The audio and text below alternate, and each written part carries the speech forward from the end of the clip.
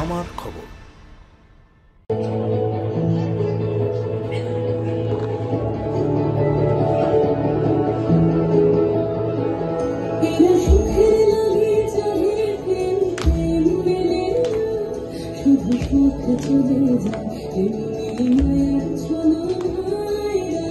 Platinum জয়ন্তী উদযাপনে আদিত্যপুর প্রগতি সংঘের নানা উদ্যোগ। দুদিন ধরে নানান বক্তৃতা ও গ্রামীণ সংস্কৃতিকে তুলে ধরতে বিভিন্ন সাংস্কৃতিক অনুষ্ঠানের আয়োজন করা হয়েছে। জানা যায় এই সংঘের বেশ কিছু ইতিহাস রয়েছে। স্বাধীনতার পূর্বে অবিভক্ত বাংলার আদিত্যপুর গ্রামের বেশ কয়েকজন স্বাধীনতাকামী নব্যশিক্ষিত যুবক দেশ ও সমাজের কল্যাণ করার উদ্যোগী হয়ে গ্রামে এই সংঘের প্রতিষ্ঠা করেন। নানা ঘাত প্রতিঘাত, নানা প্রতিকূলতাকে অতিক্রম করে আজ তার ৭৫ বছরে পদার্পণ। প্রথম দিকে ছোট্ট একটি মাটির ঘর থাকলেও এতদিনে পাকা ঘর হয়েছে সংঘের। আজও গ্রামের ও সমাজের বা সামাজিক উন্নয়নের জন্য নিরলস কাজ করে চলেছেন সদস্যরা। বর্তমানে সামাজিক শিক্ষা, ক্রীড়া, পাঠাগার পরিচালনা এবং শিশু মনের সুস্থ ও সংস্কৃতি চেতনা তৈরির কাজে ব্রতী আদিত্যপুর প্রগতি সংঘ।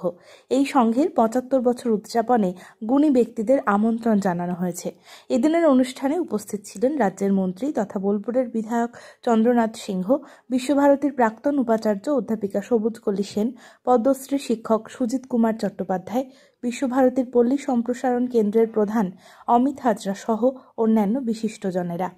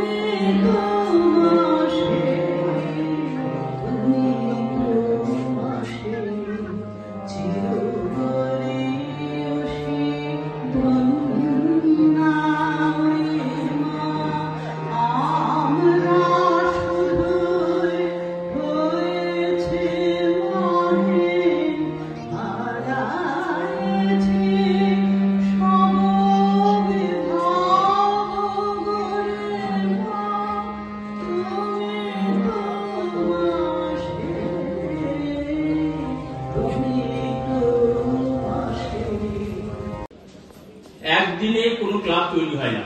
এখনকার দিনে ক্লাব সমিতি তৈরি করার ব্যাপারে একটা ভাবনা আছে যে সরস্বতী পুজো একটা ক্লাব করে নি, দেখা গেল সরস্বতী পুজো শেষ, ক্লাবও শেষ। এই ধরনের ক্লাব ভাবনা থেকে এই ক্লাব নয়।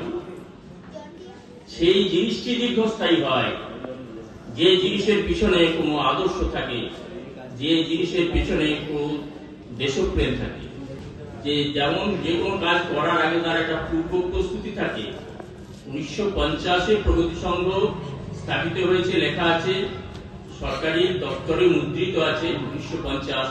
কিন্তু 1950-এর আগেও এই গ্রাম সংগঠনের কাজ চলতো অন্য নামে, পল্লী সেবা সংঘ নামে আমরা শুনেছি। এবং সেই পল্লী সেবা সংঘেরও যিনি সঙ্গে ছিলেন এবং প্রথম দিন থেকে সেই অনিল চট্টোপাধ্যায় মশাই আমাদের সঙ্গে আজকে এখানে উপস্থিত হয়েছেন। খুব সৌভাগ্যবশত এখানে যেমন অনিল চট্টোপাধ্যায় রয়েছেন, তেমনি সুদূর অস্ট্রেলিয়াতে রয়েছেন পৃথ্বীন্দ্র চক্রবর্তী, এবং তিনি ওইখান থেকে 94 ইয়ার্স এজ, 94 বছর বয়স, সেইখান থেকে আমাদের খোঁজ খবর নিয়েছেন এবং আমাদেরকে লেখা দিয়ে, পত্রিকাতে লেখা দিয়ে সাহায্য করেছেন এবং তার লেখা থেকে অনেক মূল্যবান তথ্য আমরা পাই। এই যে একটা জ্বলন্ত দেশপ্রেমকে সামনে রেখে গ্রাম সংগঠনের কাজ তৈরি করা হলো, সেইটা ধীরে ধীরে তার পরবর্তী প্রজন্মের কাছে সঞ্চারিত হলো এবং এই সঞ্চারিত হতে হতে আজকে এই জায়গায় এসে পৌঁছেছে। ইতিমধ্যে প্রত্যেক মানুষের জীবনে যেমন আপস অ্যান্ড ডাউনস আছে, অর্থাৎ উত্থান পতন হয়, মাঝে মাঝে হয়তো থেমে গেছে কাজকর্ম, গতি স্তব্ধ হয়েছে, আবার গতি স্রোতও হয়েছে, কিন্তু কখনো এটা বন্ধ হয়ে যায়। খুব ভালো লাগলো। একটা বিশেষ করে পশ্চিমবাংলার প্রান্তিক জেলা বলবো, সেইখানে ৭৫ বছর আগে আদিত্যপুর, আজকের আদিত্যপুর ছিল না। সেইখানে এইরকম একটি ক্লাব প্রতিষ্ঠা যারা করেছিলেন তাদের দূরদৃষ্টির এবং তাদের আগ্রহের আমাদের সম্মান জানাতে হয়। যারা প্রথম লগ্ন থেকে আছেন তারা এখানে অনেকেই আছেন দেখলাম। আমি শুনছিলাম যে তারা কিভাবে ক্লাবটা তৈরি করেছেন। শুনলাম অনেকেই ইউনিভার্সিটিতে পড়তেন, কলেজে পড়তেন, সেই পড়ার সময় তারা মাটি কেটেছেন এখানে মাঠ থেকে, এবং মাটি কেটে এই ক্লাবের ঘরটি এবং যে স্কুলটি আপনাদের আছে সেটি তারা তৈরি করেছেন। যে এইটা একটা আজকের দিনে যেটা চিন্তা করা অসম্ভব।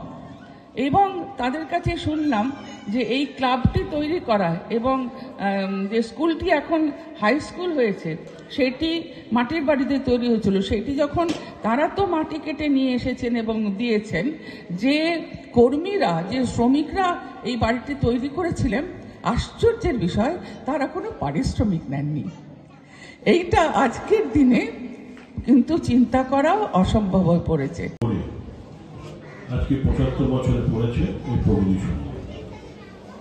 নিশ্চয়ই আমরাও গ্রামের ছেলে, গ্রামে এই ক্লাবের যে গল্প শুনলাম, এটা প্রায় বাংলার প্রতিটি গ্রামে এই গল্প আছে।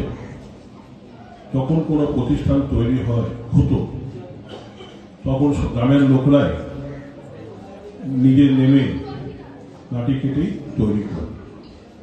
তো আমাদেরও মনে পড়ে গেল, আমার ওয়ার্ডে আমরা যখন ক্লাব করি তখন আমরা এইভাবেই মাটি কেটেই ক্লাব তৈরি করেছিলাম।